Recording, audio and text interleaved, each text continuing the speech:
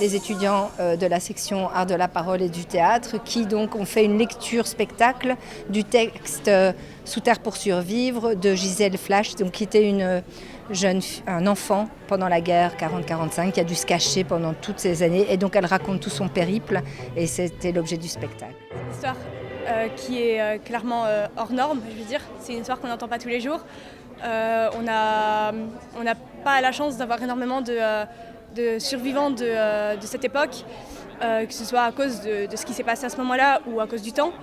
Donc le fait de pouvoir en rencontrer une, le fait d'entendre son histoire, parce que du coup avant de jouer ce spectacle, on a eu un témoignage de sa part.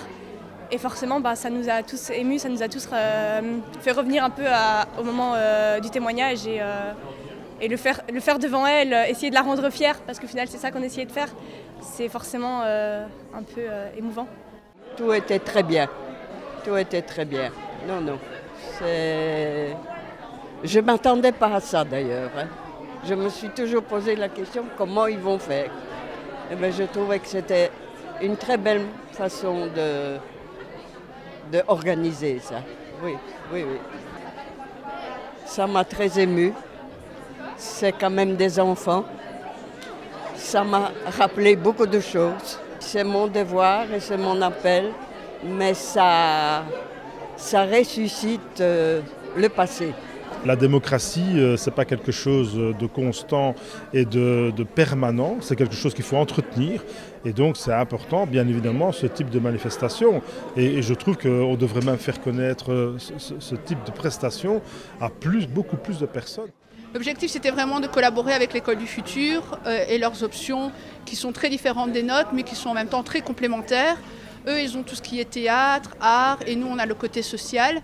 Et donc, l'opportunité était de réunir ces deux fonctions, ces deux particularités et en faire un beau projet commun. Je dirais que je suis assez content, assez fier de ce qu'on a fait. Déjà, c'est beau d'avoir une collaboration entre plusieurs branches d'une école, même de plusieurs écoles, on va dire, différentes.